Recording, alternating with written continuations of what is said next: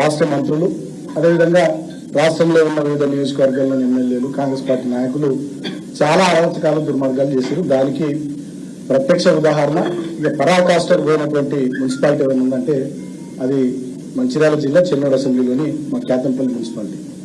13వ తేదీ నాడు మా కౌన్సిలర్లు గెలిస్తే 16వ తేదీ నాడు చైర్మన్, వైస్ చైర్మన్ ఎన్నికుందని మా వాళ్ళందరూ భద్రాచలం పోతే, భద్రాచలంలో మా శిబిరంపై మా వాళ్ళు ఎక్కడైతే నంగులు హోటల్ ఉంటున్నారో అక్కడ 8 వెహికల్స్ లో కాంగ్రెస్ వాళ్ళు, 2 వెహికల్స్ లో పోలీసు వాళ్ళు పోయి మా శిబిరం మీద దాడి చేసి మా కౌన్సిలర్లను చెదరగొట్టేటటువంటి, భయపెట్టేటటువంటి ప్రయత్నం చేసి నేను భద్రాచలం పోయి వారిని తీసుకొని వచ్చి 14వ తేదీ 15వ తేదీ కేతంపల్లిలోని మా నివాసాల్లో వారిని ఉంచడం జరిగింది.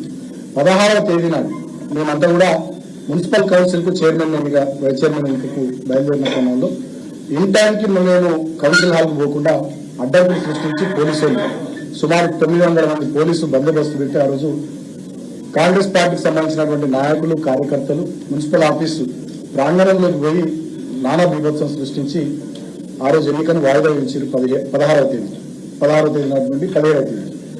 17వ తేదీ నాడు కూడా మేము ఇన్ టైంకి పోయే ప్రయత్నం చేస్తుంటే కేతంపల్లి ఆర్ఓబి దగ్గర మా 21వ వార్డు కౌన్సిలర్ బద్దర స్వర్ణలత గారి అత్తగారు కంప్లైంట్ ఇచ్చారని చెప్పి మా కౌన్సిలర్లందరూ నాపి ఒక ఎఫ్ఐఆర్, ఫేక్ కంప్లైంట్ పట్టుకుని వచ్చి ఒక ఎఫ్ఐఆర్ చేయించి మమ్మల్ని ఆ రోజు కూడా నిలువరించే ప్రయత్నం చేసింది. కానీ మా కౌన్సిలర్ గారు చాలా స్పష్టంగా పోలీసులు నిలదీసింది.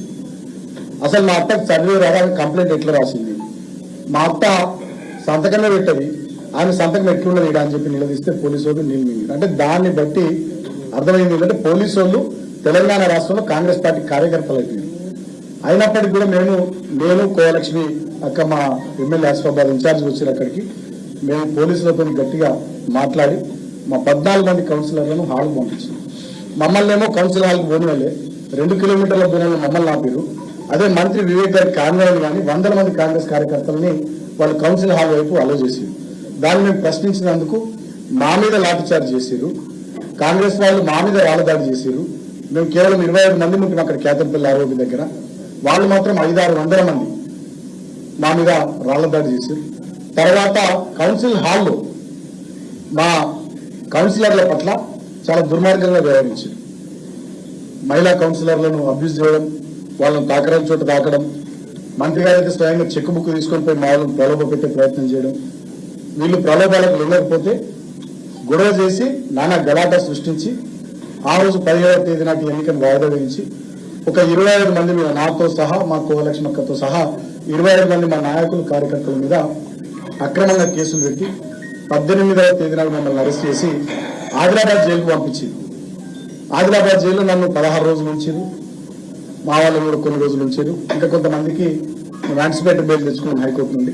అంటే ఒక రావణ కాస్టల్ లాగా ఆ ప్రాంతాన్ని మొత్తం తయారు చేసి దాన్ని ఒక పోలీసు రాజ్యంలాగా మార్చి ముఖ్యమంత్రి రేవంత్ రెడ్డి గారు, మంత్రి వివేక్ గారు అడుగడుగున అడ్డంకులు సృష్టించి 22 కౌన్సిలర్ స్థానాలకు గాను బీఆర్ఎస్, సిపిఐ కలిసి పోటీ చేసి 14 కౌన్సిలర్ స్థానాలు గెలుచుకున్నా మమ్మల్ని చైర్మన్, వైస్ చైర్మన్ కానియకుండా కేవలం 7 స్థానాలు గెలుచుకున్న కాంగ్రెస్ ఎట్లనే చేసి చైర్మన్, వైస్ చైర్మన్ కావాలని చాలా కుట్రలు చేసింది.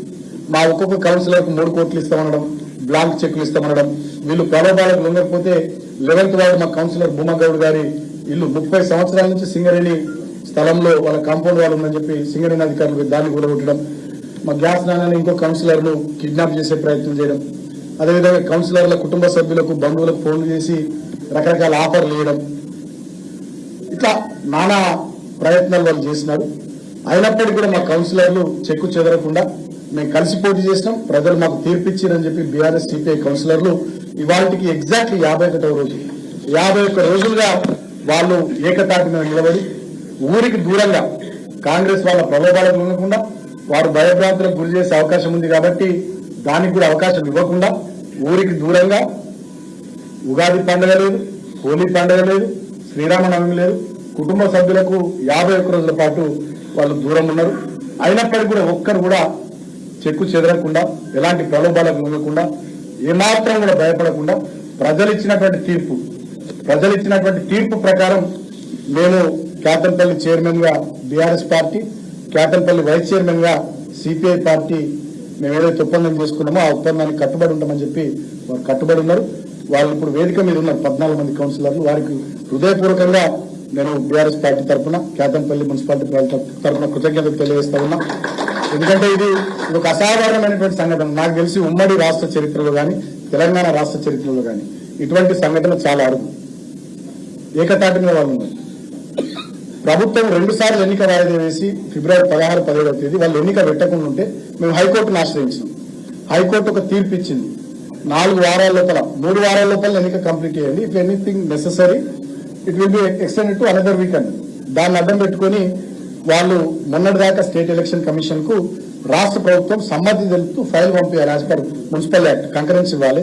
ఇవ్వకుండా వాళ్ళు మొండిగా ఉంటే మళ్ళీ మేము కోర్టుకు కూడా పోతామని చెప్పి గట్టిగా మాట్లాడితే ప్రెస్ మీట్ పెడితే తప్పనిసరి పరిస్థితులలో మొన్న 2వ తేదీ నాడు, 2వ తేదీ కంటే ముందు, 2వ తేదీ డెడ్ లైన్ కాబట్టి ఏప్రిల్ 2, దానికన్నా ముందు రాష్ట్ర ప్రభుత్వం సమ్మతి తెలుపుతూ ఎలక్షన్ కమిషన్ కు ఫైల్ పంపితే ఎలక్షన్ కమిషన్ మన నోటిఫికేషన్ ఇచ్చింది. ఈ రోజు ఎన్నిక ఉంది.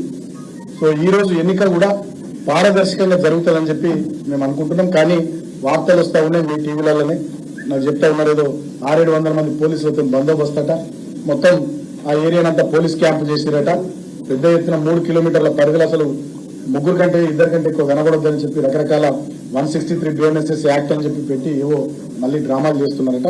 అయినా కూడా నేను ఇవాళ మీడియా ద్వారా రాష్ట్ర ప్రభుత్వాన్ని కోరుతా ఉన్నా, పోలీసు యంత్రాంగాన్ని కోరుతా ఉన్నా, జిల్లా అధికార యంత్రాంగాన్ని కోరుతా ఉన్నా, ఈ రోజైనా కనీసం ఈ రోజైనా కేతంపల్లి మున్సిపాలిటీ ప్రజలు ఇచ్చినటువంటి తీర్పును గుర్తెరిగి దాన్ని గౌరవించి ప్రజా తీర్పును పట్టపగలే హత్య చేయకుండా ఈ రోజైనా కేతంపల్లి మున్సిపాలిటీ చైర్మన్, వైస్ చైర్మన్ ఎన్నిక సజావుగా జరిగేటట్టుగా జిల్లాధికార యంత్రాంగం, రాష్ట్ర ఎన్నికల కమిషన్, రాష్ట్ర ప్రభుత్వం సహకరించాలని చెప్పి నేను విజ్ఞప్తి చేస్తా ఉన్నా.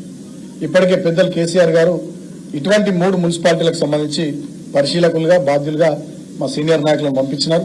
ఇబ్రాహీంపట్నంకు సంబంధించి సబితా ఇంద్రారెడ్డి గారు, ఎమ్మెల్యే సుధీర్ రెడ్డి గారు, ఎమ్మెల్యే కృష్ణారావు గారు, అదేవిధంగా కేతంపల్లి మున్సిపాలిటీకి సంబంధించి మా గంగుల కమలాకర్ గారు, కొప్పులీశ్వర్ గారు, నారదాస్ లక్ష్మణరావు గారు, మా కరీంనగర్ జిల్లా నాయకులు, అదేవిధంగా ఖానాపూర్ మున్సిపాలిటీకి సంబంధించి జోగు రామన్న గారు, అనిల్ జాదవ్ గారు వారిని అసైన్ చేసినారు, వాళ్ళకి టాస్క్ అసైన్ చేసినారు.